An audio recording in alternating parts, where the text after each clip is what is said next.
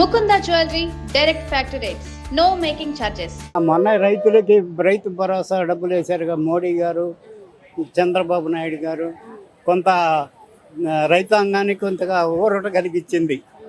కొంత పెట్టుబడికి సహాయంగా కొంత ఉపయోగపడింది. అట్లాగే కొంత కొన్ని అభివృద్ధి కార్యక్రమాలు చేస్తున్నారు కాబట్టి చాలా సంతోషకరం.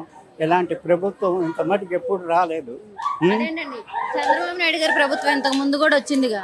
అంత ముందు వచ్చినా కానీ ఇప్పుడు బీజేపీను ఇది కలిసి ఉండటంలో, కూటమి ప్రభుత్వం అవటంలో కొంత నిధులు మోడీ గారు పంపించడం వల్ల దీనికి కొంతగా చేయడానికి అవకాశం ఉంది. అప్పుడైతే మోడీ గారు ఏమి ఇవ్వకపోవడంలో కొంత పడకన పడిపోయినాయి. అందుకని చెప్పి ఇప్పుడు మోడీ గారు బాగా మన ఆంధ్ర రాష్ట్రానికి సహాయం చేస్తున్నారు బీజేపీ తరఫున. మళ్ళానేమో చంద్రబాబు గారు మళ్ళీ పవన్ కళ్యాణ్ బాగా శుభ్రంగా పరిపాలనా విధానం బాగుంది అని నా నమ్మకం. మరి లాస్ట్ గవర్నమెంట్లో ఎలా ఉందండి? లాస్ట్ గవర్నమెంట్లో అందరినీ సోమరిపోతులను చేసేసాడు. ఎందుకంటే పని పాట లేకుండా కూర్చోబెట్టి కొంతమందిని అనవసరంగా మేపాడు. అట్లాగే ఏంటంటే ప్రభుత్వం అనేది రామరాజ్యం లాగా రాముడు పరిపాలన చేసినట్టు ఉండాలి. కష్ట సుఖాలన్నీ తెలుసుకుని మరి అందరికీ సహాయం చేస్తున్నారు. పేద విద్యార్థులకి విద్యార్థులు అంటున్నారు, పిల్లలకి ఫీజు రీఎంబర్స్మెంట్ పట్టలేదనే చాలా మంది చెప్తారు. ఫీజు రీఎంబర్స్మెంట్ అసలు పట్టలేదు అంటున్నారు కండి. మరి పేద విద్యార్థులే కదా, మరి ఫీజు రీఎంబర్స్మెంట్ అవసరమే కదా, గతంలో ఎప్పుడు చాలా అవసరం. అది మరి అది ఇంతవరకు పట్టలేదంట. మరి పిల్లలు డబ్బులు కడితేనే సర్టిఫికెట్స్ ఇస్తున్నారు, కాలేజీలకు వెళ్తాయని చెప్పేసి చాలా మంది తల్లిదండ్రులు చెప్తున్నారు కదండి. ఎందుకంటే మేము కూడా ఇప్పుడు పేద విద్యార్థులకి పాఠ్య పుస్తకాలు రేపు 28న డిస్ట్రిబ్యూటింగ్ చేస్తాం. కొంత మటుకు పేద విద్యార్థులకి కొద్దిగా పేద విద్యార్థులకి బట్టలు అవి లేని వాళ్ళకి లేనటువంటి వాళ్ళకి బట్టలు అవి కూడా ఇస్తున్నాం. అట్లాంటి కొన్ని కార్యక్రమాలు మేము చేస్తున్నాం మాకు తోచిన విధంగా.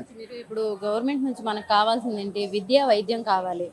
ఇప్పుడు మిగతా ఈ ఫ్రీ బస్సులు ఇవన్నీ ఎవరికి అవసరం అంటే అవసరం లేదు. అందరూ 10 రూపాయలు, 20 రూపాయలు, 100 రూపాయలైనా ఎక్కి దూరమైనా వెళ్ళగలరు. ఇప్పుడు విద్యా వైద్యం ఫ్రీ చేయొచ్చు కదా గవర్నమెంట్లు. ఇప్పుడు తమిళనాడులో మనం చూసుకున్నట్టయితే విజయ్ గారు ఈ ఫీజు ఇంతే ఉండాలి, ఈ క్లాస్కి ఇంతే ఉండాలని ఆయన డిసైడ్ చేశారు. అలా ఎందుకు చేయలేకపోతున్నాయి మన గవర్నమెంట్లు? అది నాయకుల యొక్క పరిపాలనా విధానంలో మార్పులు రావాలండి. వాళ్ళంతా సమ్మిళితంగా కలిసి నిర్ణయాలు తీసుకుని చేస్తే మనం కూడా అట్లాగే ముందుకెళ్ళడానికి బాగా అవకాశం ఉంది. అది నా అభిప్రాయం. పేదవాళ్ళే కాదు, చాలా మంది మిడిల్ క్లాస్ వాళ్ళకి కూడా విద్య చాలా అవసరం. ఇప్పుడు కార్పొరేట్ స్కూల్స్ పెరిగిపోయాయి, ఫీజులు పెరిగిపోయాయి. అవును, అన్ని విధాలా బాగా ఇబ్బంది పడుతున్నారు. కానీ ప్రభుత్వం వాళ్ళు మరి కొంత సహాయం చేస్తుండమంటే పిల్లల్ని చదివించుకోవడానికి చేయడానికి అనుకూలంగా ఉంది. మళ్ళీ వచ్చే ఎలక్షన్స్లో ఏమన్నా గవర్నమెంట్ మారే అవకాశం ఉందంటారా? మారితే బాగుంటుంది అనుకుంటారా, లేకపోతే ఇదే గవర్నమెంట్ ఉంటే అభివృద్ధి జరిగిద్ది అనుకుంటారా? ఎందుకంటే మోడీ గారు ఉన్నంత వరకు ఏం బాధ లేదు. ఆయన మారిపోతే ఇప్పుడు 12 సంవత్సరాలు ఆయన పరిపాలన చేశాడు కాబట్టి మనకు శుభ్రంగా బాగానే ఉంది, బాగా అభివృద్ధి చెందింది. పోతే అంటే కొన్ని వ్యవస్థలో కొన్ని రిస్కులు ఉంటాయి. అవి కొన్ని ఏ ప్రభుత్వం వచ్చినా ఉంటాయి సహజంగా. కాబట్టి ఏదో విధంగా సర్దుబాటు చేసుకుని మనం కొన్ని మంచి వాటిని ప్రోత్సహించాలి. మనం మంచినే తీసుకోవాలండి. మరి ఇవన్నీ ఇక్కడ పెట్టేసి వాళ్ళ మీద వీళ్ళు కేసులు పెట్టుకోవటం, వీళ్ళ మీద వాళ్ళు కేసులు పెట్టుకోవటం, వీళ్ళు రాకముందేమో మేము రెడ్ బుక్ రాజ్యాంగం అంటాం, మరి వాళ్ళు వస్తేనేమో మా బుక్ మేము తీస్తామని అంటాం. ఇవన్నీ ఎలా చూడొచ్చండి? అంటే ప్రజల్ని తప్పుదారి పట్టేస్తున్నారు అనుకుంటున్నారా, ఏంటంటారు? అసలు 2 విధాలుగా ఉంటారండి. ఇప్పుడు ఈ ప్రభుత్వం మీద ప్రేమ ఉన్నోళ్ళు ఉంటారు, ఆ ప్రభుత్వం మీద వైఎస్ ప్రభుత్వం మీద ప్రేమ ఉన్నోళ్ళు ఉంటారు. వీళ్ళు కుమ్ములాటలు తప్పితే ప్రజాస్వామ్యాన్ని సజావుగా సాగనిచ్చే వ్యవస్థగా లేదు ఇది. అందుకని చెప్పి మనం కూడా కొంత మారాలి. దేనికైతే ప్రాధాన్యత ఉందో నలుగురికి ఉపయోగపడి పని ఏ ప్రభుత్వం చేస్తుందో దానికి మనం ఈ అవకాశం ఇవ్వాలి. అంటే ఈ ప్రభుత్వం వచ్చిన తర్వాత అరాచకాలు ఎక్కువైపోయాయి. ఎక్కడ పెట్టినా మనం చూసుకున్నట్టయితే లాకప్ డెత్ విషయం కానీ, అంటే పోలీసులు కూడా వాళ్ళ ఇష్టం వచ్చినట్టు వాళ్ళు చేస్తున్నారని చెప్పేసి కూడా అంటున్నారండి. మరి దీనికి ఏమంటారు? ఆ ప్రభుత్వంలోనూ చేశారండి పోలీసులు, ఈ ప్రభుత్వం వచ్చినప్పుడు ఇవి చేస్తున్నారు. అది సహజమేనండి. ఎవరు బలం ఉంటే వాడు ఇవాళ పబ్లిక్లోకి వెళ్ళామంటే బలంగా అవుతూనే చాలామంది అవుతున్నాడు, బలహీనుడు అవుతూనే పక్కకు తప్పుకుని ఉంటున్నాడు. ఆస్తులన్నీ కొలగట్టి ఆడ కట్టేసుకుంటాడు. ఈతందే ఉందండి, ఏదో తిన్నా కూడా పెడుతున్నాడు కదా, అది తినకుండా ఆ తిని కూడా పెట్టట్లేదు కదా. ఏం పెట్టారు? మా ఆస్తులు కూడా తీసుకెళ్ళి వాళ్ళ దగ్గర పెట్టుకుంటారా? మా ప్రాపర్టీ అంతా తీసుకెళ్ళి పీడిఎఫ్లు ఎత్తాడంట అని. మా తాతల ఆస్తులు, మా అమ్మ బాబుల ఆస్తులు అంతా తీసుకెళ్ళి వీడు తీసుకెళ్ళి తాగడ పెట్టుకుని మేమేం చేస్తాం? అంతే కదండి, అంతే కదండి. ఆడు బాబు డాక్యుమెంట్స్ వాడు పెట్టుకొని పీడిఎఫ్లు ఇస్తా ఉంటే ఎలా ఉంటుంది? మా ఆస్తులు తీసుకెళ్ళి అతను తాకట్టు పెట్టుకుంటే దగ్గర పెట్టుకుని పీడిఎఫ్లు ఇస్తానంటే పాత కాగితాలు అవన్నీ ఎట్టా ఉంటాయి? వచ్చి అమరావతి చూస్తే అమరావతి నాశనం చేసి పెట్టాడు కదా. పార్టీ ఫీలింగ్గా కాదు. అప్పుడు అమరావతి ఎలా ఉంది, ఇప్పుడు అమరావతి ఎలా ఉంది, ఎంత డెవలప్ అయింది. ఇప్పుడు చూడండి అటువైపులు ఒక 4-2 సంవత్సరాల కింద చూడండి పురాతన బంగ్లాలాగా అయింది అంత. ఇప్పుడు చూడండి ఎంత డెవలప్లో ఉందో. ఒకరు చెప్పేది జనరల్గా మీరు ఆలోచించి చూడండి. మా పార్టీ ఫీలింగ్ ఏది లేదు. ఆయన వర్గం ఉన్నారు కాబట్టి అక్కడ అమరావతి డెవలప్ చేసుకుంటున్నారు అని చెప్పేసి అంటున్నారు. ఎవరండి? ఆ తెలుగు బిడ్డలమే కదా, మనం తెలుగు వాళ్ళమే కదా, తెలుగు బిడ్డలమే కదా. తెలుగు బిడ్డలం అన్నప్పుడు మనం డెవలప్ అవ్వాలి కదా. మనం అంతా సొమ్మంతా తీసుకెళ్ళి ఎక్కడో ఒక కైలాసగిరిలో కట్టుకొని సొమ్మంతా బెంగళూరులో ఎస్టేట్లు కట్టుకుంటే, ఉండవల్లో కట్టేసుకుంటే మీరు ఎవరికి పెడుతున్నారు, ఎవరికి చేస్తున్నారు? ఇంకో 5 సంవత్సరాలు ఎత్తిన చంద్రబాబును ఉంటే హైటెక్ అయిపోద్దండి. ఆల్రెడీ అయిపోయింది, నాశనం అయిపోయింది. ఇప్పుడు హైటెక్ అయిపోద్దండి చంద్రబాబు ఆయన ప్రభుత్వం. ఒక 5 సంవత్సరాలు చూడండి, ఆల్రెడీ సగం అయిపోయింది. అమరావతి 2 సంవత్సరాలు డెవలప్. ఫస్ట్ వచ్చినప్పుడు ఎందుకు చేయలేకపోయారు మరి 5 ఏళ్లలో చంద్రబాబు నాయుడు గారు? చంద్రబాబు నాయుడు ల్యాండ్ కొని అవన్నీ చేసి ఎలా చేయగలడండి? ఆ మాత్రం చేశాడంటే 2 సంవత్సరాలు పాడైపోయిందని డెవలప్ చేశాడు కదా. అప్పుడు ఎందుకు చేయలేకపోయారు? చేశాడు కదండి. ఇతను ఏం చేశాడు? ఉన్నది నాశనం చేశాడు కదా. అయ్యో, అవన్నీ చేసిన తర్వాతనే ఇతను ఓపెనింగ్లు చేస్తున్నాడు. ఉన్న ఓపెనింగ్లు కూడా ఆపేసి అతను చేస్తున్నాడు. ఏం చేశాడు చెప్పండి. ఇప్పుడు ఆయన జగన్ చేసింది ఏం చేశాడో చెప్పండి. ఏం చేశాడు జగన్? చూపిమని చెప్పండి. ఈయన చేసింది ఒక్కోటి చూపిస్తాం. ఏం చేశాడండి? ఆయన సబ్స్టిట్యూట్గా గోడ కట్టుకుని లోపల కూర్చున్నాడు. ఇతను గోడ కట్టుకుని కూర్చోలేదు కదా. దాంట్లో ఎవరిని కూడా వెళ్ళనిచ్చేవాడు కదా. ఉండవాళ్ళ ఎవరిలో తాడేపల్లిలో ఇప్పుడు అంతే కదండి. ఇప్పుడు సీఎం వెళ్తుంటే ఎవరైనా సరే కాన్వేలు ఆపేసి మొత్తం ఆపేస్తున్నారు కదా సార్. ఇప్పుడు కూడా జనాలకి సేఫ్టీ అట్టగండి. ఆలు దూరిపోతే ఇల్లు దూరు మధ్యలో ఏమైనా బాంబు వేస్తే వాడేగా చచ్చేది. అతను వచ్చినప్పుడు ఇంకా ఎక్కువ ఉంది, ఇప్పుడు తగ్గింది సెక్యూరిటీ. సరే సార్, మరి ఇవన్నీ కాకుండా జనానికి అభివృద్ధి, మరి సంక్షేమం సగం హామీలు ఇచ్చి సగం చేయలేదని అంటున్నారు. దీనికి ఏం చెప్తారు? సంక్షేమం ఎందుకు హామీలు ఇవ్వట్లేదు, ఎందుకు చేయట్లేదండి? చేస్తున్నాడు, ఎందుకు చేయట్లా? అందరూ అప్పుడు మీద ఇప్పుడు పర్లేదు కదా. అప్పుడు అసలు అది కూడా లేదు కదా. ఇప్పుడు ఏదో ఒకటి ఏదో డెవలప్ ఏదోగా ఈ రోజు క్యాంప్ ఏదో ఉంది జాబ్ మేళా. అతను జాబ్ మేళా కూడా పెట్టలేదు కదా. ఇస్తున్నాడు. జాబ్ మేళా పెట్టడం వరకే జాబులు ఇవ్వట్లేదు అంటున్నారు. కాదు, ఏదో 20,000 15,000 జాబులు ఇస్తున్నాడా లేదా?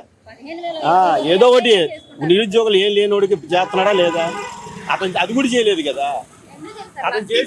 జగన్ చేసింది ఏంటంటే వృద్ధులకి ఇంటి దగ్గరికి వచ్చి పింఛన్లు ఒకటి ఇవ్వడం సూపర్ చేసాడు జగన్. అది హెడ్స్ ఆఫ్. అది సచివాలయం చూపిస్తే సచివాలయం మీద ఇద్దరే బెటర్ కదా. చిన్న దానికి కూడా పట్టుకుంటే ఎవడో చిన్న గోడ కట్టుకుంటే వచ్చేసి మీద పడిపోతున్నారు. ఇప్పుడు లేదు కదా. సచివాలయం ఉంది కానీ ఎక్కువ లేదు కదా, ప్రెషర్ ఎక్కువ లేదు కదా. అప్పుడు ప్రెషర్ ఎక్కువ ఉండేది. చిన్నదా ముక్కినా తుమ్మినా మీదకి వచ్చేవాళ్ళు. ఇప్పుడు ముక్కినా తుమ్మినా మీదకి రారు కదా. చిన్న గట్టు కట్టుకున్నా అప్పుడు నాశనం వచ్చేసేవాళ్ళు 10 మంది. ఇప్పుడు ఎవరు రారు కదా. సచివాలయం ఉంది, జనాలు ఎక్కువ. అప్పుడు వాలంటీర్లు అని ఇదని అదని ఏదో డెవలప్ చేస్తామని కానీ డెవలప్ కాదు అది. సరే, రానున్న రోజుల్లో గవర్నమెంట్లు మారుతాయి అంటున్నారు. 5 సంవత్సరాలు ఉండాలండి. ఇతను ఒక 5 సంవత్సరాలు ఉంటే సూపర్. మార్పు ఎవరు కోరుకోరండి. కోరుకున్నాడు ఎదవ, అంతే అండి. కోరుకున్నాడు ఎదవే అండి. అది వాళ్ళ ఇంట్లో పిల్లలు జల్లా లేక చదువుకునే వాళ్ళు లేక పనులు చేసుకునే వాళ్ళు ఉంటే కోరుకుంటారు. చదువుకున్న మూర్ఖుడు ఎవరో కోరుకోరు. అట్టగా అంతే కదండి. మన మెగా డిఎస్సి జరిగింది. డెవలప్ అవ్వాలని వీధి డెవలప్ అవ్వాలని చూసుకుంటారు తప్ప వీధి నాశనం అయిపోవాలని చూసుకోడు కదా. మెగా డిఎస్సి జరిగింది. మెగా డిఎస్సి కూడా పెద్ద మోసం అని చెప్పేసి రోడ్లు ఎక్కారు కదా సార్. మరి అందరూ ఏమండి ఏ ప్రభుత్వాలైనా కొద్దో గొప్ప ఉంటుంది, లోటుపాట్లు లేకుండా ఉండవండి. 100% 10% లోటుపాటు లేకుండా ఏ పని జరగదు. అతను జగన్ ఉన్నప్పుడు 100కి 100 చేస్తా ఉంటే ఇతను ఉన్నప్పుడు 10% లోడ్ జరుగుతుంది. సార్ అంతేకాకుండా మొన్న మీరు విజయవాడే కాబట్టి మొన్న మనం కృష్ణలంక ఈ ఇష్యూ చూసే ఉంటారు. అవునండి, అలాంటి తీసుకెళ్ళి నరికేయాలి. తప్పు కదా, అంత పోలీసు ఉంది కానీ ఆయన చెప్పలేదు కదా, వీడు ఏం చేస్తున్నాడో వాళ్ళకి తెలియదు కదా. అంత డైరెక్ట్ లైవ్ చూపించేశాడు కదా అందరికి. పాపం అది ఎవడో చచ్చిపోయాడు. అది ఎంత ఇబ్బంది పెట్టింటే వాడు సూసైడ్ టాబ్లెట్ వేసుకుని ఉంటాడు. అంత ఇబ్బంది పెట్టి అలాంటి వాళ్ళని మాత్రం పీకేయాలండి. మన మద్రాసులో విజయ్ చేస్తున్నాడు చూడండి, మా సినీ యాక్టర్. అలా చేస్తే ఇంకా బాగుంటుంది. నేను అన్నానే మరి అది మొన్న జరిగిన కృష్ణలంక ఇష్యూ, మరి అతన్ని తీసుకెళ్లి కనీసం తల్లికి కనిపించకుండా దహన సంస్కారం వాళ్ళే దహనం చేశారని చెప్పేసి కూడా వాళ్ళు చెప్తున్నారు సార్. మరి దీనిపైన ఇంకా గట్టిగా చర్యలు తీసుకొని. తెలియదండి, ఏదో మీడియాలో వస్తే చూసిందంటే అంతే, దాని గురించి మనకి అంత ఎక్కువ కానీ కృష్ణలంక అతను చేసిన టార్చర్ మాత్రం అంత టార్చర్ అనకూడదు పోలీసులు, అంతే. కూర రేట్లు ప్రజెంట్ అయితే నార్మల్గానే ఉన్నాయి.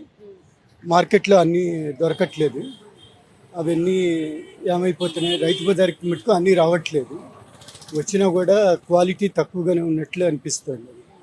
సార్ బ్యాంక్ మేనేజర్ అంటున్నారు, ఇప్పుడు డ్వాక్రా గ్రూప్లో ఎవరైతే ఉన్నారో, అంటే మీరే బ్యాంక్ నాకు తెలియదు, అంటే వాళ్ళకి చాలా ఇబ్బందులుగా ఉన్నాయి. బ్యాంకులకి వెళ్ళిన బ్యాంకుల చుట్టూ తిప్పేస్తున్నారు, ఇంతకు ముందులో ఇప్పుడు పనులు అవ్వట్లేదు అంటున్నారు. దేని కారణంగా సార్? ఇప్పుడు అదేం లేదండి, అది కస్టమర్స్కి పూర్తిగా అవేర్నెస్ లేకపోవటం వల్లే అది ఇబ్బంది వస్తుంది. కానీ ఇప్పుడు ప్రజెంట్ బ్యాంకులన్నీ నెట్ బ్యాంకింగ్ అని అట్లా ఇంటర్నెట్ బ్యాంకింగ్ అట్లా ఫెసిలిటీస్ ఇస్తున్నారు. వీళ్ళు అవేర్నెస్ లేక వీళ్ళు యూజ్ చేసుకోవటం వాళ్ళ ఇది ఇబ్బంది అయ్యి వాళ్ళు అలా ప్రచారం చేస్తున్నారు. కానీ ఏం లేదండి, యాక్చువల్గా హౌసింగ్ లోన్ 7%కే ఇస్తున్నారు. అలా అనుకుంటే దానికి దీనికి కంపేర్ చేస్తారు కదా. మీరు వడ్డీ రేట్లు అంటే డిపాజిట్ వడ్డీ రేట్ల అది లేదండి, అట్లా లేదు, ఇస్తున్నారు. వాళ్ళు కనుక ఎలిజిబిలిటీ ఉంటే కనుక ఇచ్చేస్తున్నారు అట్లా. సార్ ఈ గవర్నమెంట్ విషయానికి వస్తే ఎలా ఉంది సార్, అభివృద్ధి ఎలా ఉంది? ఇప్పుడు అమరావతి రాజధాని కానీ ఇలాంటివి చూసుకుంటే ఎలా అనిపిస్తుంది సార్ మీకు? పొలిటికల్ ఇష్యూ మేము మాట్లాడకూడదు కానీ ఇప్పుడు ప్రజెంట్ అయితే ఇంకా వెయిట్ చేయాలి. ఇంకో 2-3 years చేస్తే కానీ అది పూర్తిగా క్లియర్ పిక్చర్ రాదనమాట. అది అదే ఏదన్నా వెయిట్ చేయాలి, 2-3 years వెయిట్ చేస్తే కానీ రాదు. 1 day సింగిల్ డేలో అది ఏమీ కనపడదు ఎవరికి. అట్లా నిరుద్యోగాల విషయానికి వస్తే ఏం చెప్తారు సార్? అయ్యి బాబాయ్ చాలా అడుగుతున్నారు. అంటే మీరు కూడా ఎంతో కష్టపడితేనే కదా సార్. బ్యాంక్ ఉద్యోగం అంటే మామూలు కాదు, బ్యాంక్ మేనేజర్ అంటే ఇలా కష్టపడి చాలా మంది ఉన్నారు సార్. సంవత్సరాలు వెయిట్ చేసి అంటే ఎగ్జామ్స్ రాసి ఫెయిల్ అయ్యి చాలా మంది ఉన్నారు. వాళ్ళకి ఏం చెప్తారు సార్? ఇప్పుడు ప్రజెంట్ అయితే నిరుద్యోగం ఎక్కడైనా ఉంటుంది, అది 40 years బ్యాక్ అయినా ఉంది అన్ఎంప్లాయ్మెంట్. ప్రజెంట్ అంటే ఇంకా వాళ్ళకి వేరియస్ సెక్టార్స్ ఉన్నాయి, ఐటీ కానీ ఫార్మా కానీ ఇట్లా రకరకాల సెక్టార్స్ ఉన్నాయి. అలాగే సెల్ఫ్ ఎంప్లాయ్మెంట్ కూడా ఉంది. అందుకని వాళ్ళు చూస్ చేసుకోవటంలో వాళ్ళకి మెరిట్ ఉంటుంది. ఏదైనా మెరిట్ ఉన్న వాళ్ళకి లీడ్ వస్తుంది అన్నమాట. అది Okay, very good. అంటే లాస్ట్ గవర్నమెంట్ తో పోల్చుకుంటే No, please don't ask the thing, but this government is excellent at present. అంటే ఎక్సలెంట్ అంటే దేనికి బాగుంది అనుకుంటున్నారు? దేనికి అంటే ఏ పరంగా, ఒక అభివృద్ధి సంక్షేమ ఏది బాగుంది? On all aspects, this is good. Thank you. అంటే మనకి ఇప్పుడు ఈ గంజాయి అవి అయితే అరికట్టడం బాగానే ఉంది. కొంచెం నేరాలు తగ్గే అవకాశం కూడా ఉంటుంది మనకి ఇలాగా చేస్తే కనుక. మెయిన్ అదే కదా ప్రాబ్లం అవుతుంది, ఆ గంజాయి ఇవి ఎక్కువ అవడం వల్లే కదా ఈ నేరాలు ఇవన్నీ ఎక్కువ అవడం, పిల్లలు చెడిపోవడం కారణం అదే కదా. అదైతే బాగుంటుందని అనుకుంటున్నాం మేము. మరి అంతేకాకుండా ఈ అభివృద్ధి కానీ సంక్షేమం కానీ ఇవన్నీ చూసుకుంటే ఎలా ఉంది మేడం? అవి అందే వాళ్ళకి అందుతున్నాయి, ఇంకా మరి అందని వాళ్ళ పరిస్థితి మనకు తెలియదు.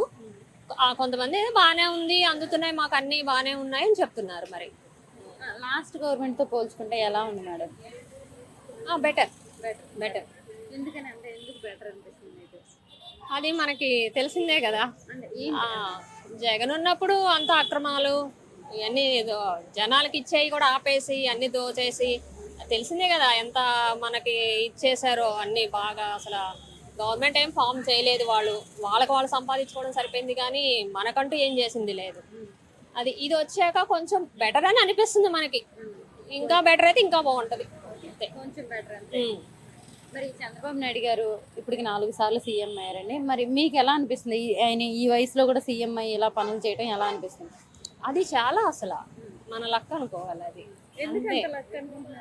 అంటే ఈ వయసులో కూడా ఆయన జనాల్లోకి వచ్చి అంత సేవ చేయాలని ఆయనకు అనిపిస్తుంది కదా, అలా చేయడం కూడా బెటరే కదా. ఆయన ఉన్నప్పుడే మనకు రోడ్లు కానీ కానీ అన్ని బాగా అభివృద్ధి చెందుతున్నాయి మనకి ఎక్కడైనా. సపోజ్ హైదరాబాద్లో మనం చూసాం ఆయన ఎంత చేశారో, ఇప్పుడు మరి అమరావతిని కూడా అలా చేస్తారని మనం అనుకుంటున్నాం. మరి అటు ఇటు కానీ సంధి టైం కదా, కొంచెం ఎండలు తగ్గి వర్షాలు పడే టైంలో కూరలు కొంచెం పెరిగినాయి. కానీ మా విజయవాడలో ఈ మార్కెట్కి సంబంధించినంత వరకు చాలా బాగుంటుంది.